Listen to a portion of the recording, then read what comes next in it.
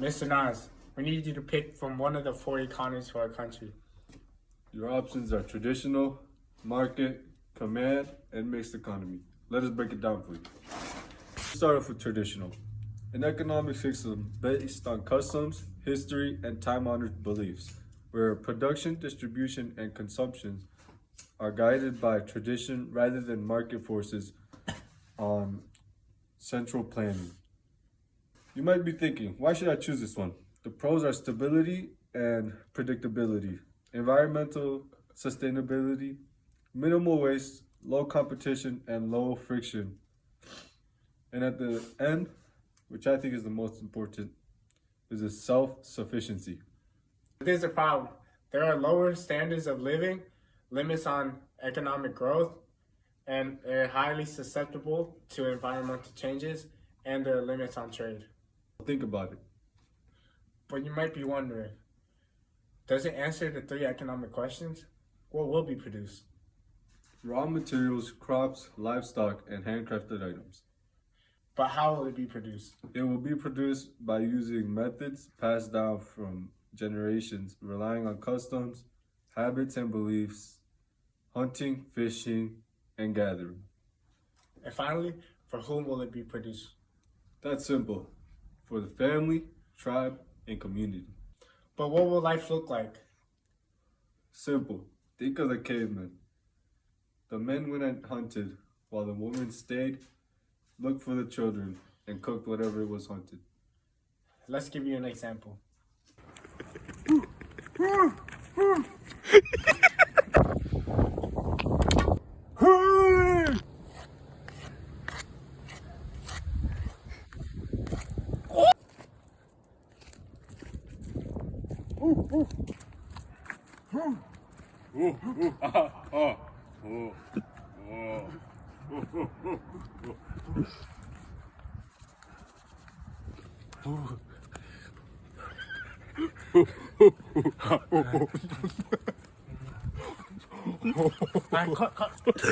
So think about the traditional economy. But now let's talk about command economy. Tell them.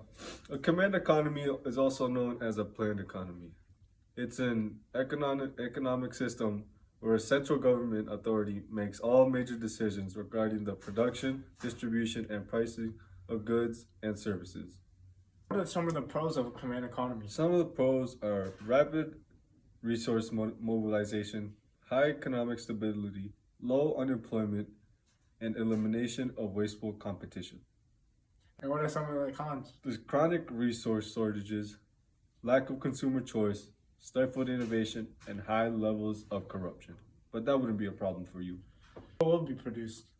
Heavy industrial goods, infrastructure, military equipment, healthcare, education, and housing. And how will it be produced? The government decides the means of production and owns the industries that produce goods and services for the public. For whom will it be produced? It'll be produced for whoever the government thinks is best. We'll show you an example. Have you seen a really traditional economy? Let us show you what a command economy would look like.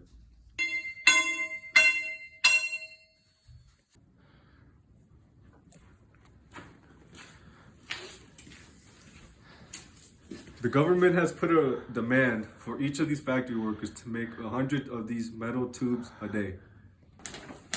But I can only make 10 of these a day. Okay, well, the government demanded you make 100, so you're gonna do them. Now that you've seen what a command economy is, let's talk about a mixed economy. A mixed economy is an economical system that blends elements of market economy, aka capitalism, with a planned or command economy, also known as socialism, allowing for both private economic freedom and government intervention. The pros are economic stability and reduced inequality, provisions for public good, consumer protection and regulation, and freedom of choice and enterprise. The cons are market distortion and price controls, uncertainty and instability, and compromise ideology. What will be produced? A diverse range of goods and services through a combination of private enterprise and government involvement. And how will it be produced? Through a combination of private enterprise and government involvement. And for whom, though? Consumers with the purchasing power. The final choice, market economy. A system where production, distribution, and prices of goods and services are determined by voluntary exchange and the forces of supply and demand rather than centralized control. The pros are high economic efficiency, innovation and growth, consumer choice and quality, and incentives for hard work. Some of the cons are income inequality, market failures and monopolies, and exploitation. What will be produced? It's determined by consumer demand, preferences, and the pursuit of profit rather than central planning. Goods and services are created based on what buyers are willing to purchase, guided by prices, competition, and voluntary exchange. How and for whom will it be produced? How and for whom? It's determined by market prices, signaling scarcity and demand rather than central planning. Production techniques focus on efficiency and the lowest cost to remain competitive. So I heard you're in the market for a ball. I have this beautiful pink ball with the owl on it. No, this is a very rare ball. And I have a lot of people contacting me about this. Tell me the best price. I'll offer you $5,000 for it because everyone wants it and it's limited edition and it's rare and I really want it. Let me tell you. The last person offered me $5,500 because this is the only one of its kind. Can you comprehend? So there's a lot of demand, but there's obviously very little supply. So I might have to ask you to give me more money. You know what? I might well just buy this for $5,800. It seems kind of worth it.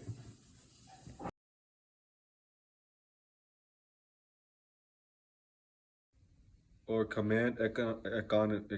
Yeah, you could, though. And you can think about traditional economy. Let's talk about a command economy. You're supposed to be like, you mind telling them what a command economy is? Is that what I'm supposed to do? Yeah, they just told you.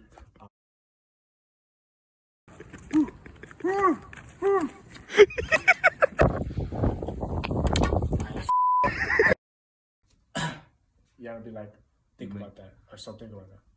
Think about it. Yeah. Okay, come on.